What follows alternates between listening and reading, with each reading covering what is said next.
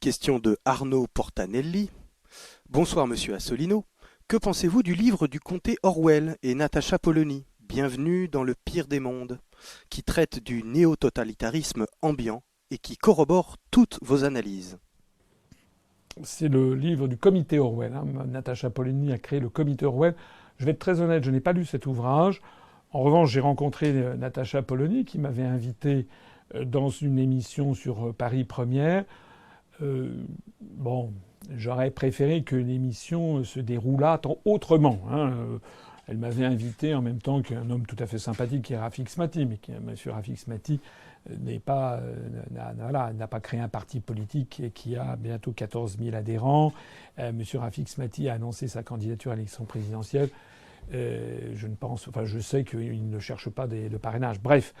En attendant, ce que j'avais critiqué un petit peu sur cette émission, c'est que ça avait été enregistré dans les émissions, dans le cadre, dans les conditions du direct, puis ça avait été là aussi réduit au lavage. Il n'en demeure pas moins que Natacha Polony avait été très correcte quand elle m'avait posé des questions, et je pense effectivement, j'allais dire, ça fait partie de ces journalistes qui n'ont pas, à mon avis, qui n'ont pas la tâche facile. Voilà, je pense que c'est une femme intelligente, je pense que c'est une femme de caractère, je pense que c'est une femme courageuse, et donc je la félicite pour son comité Orwell. Voilà.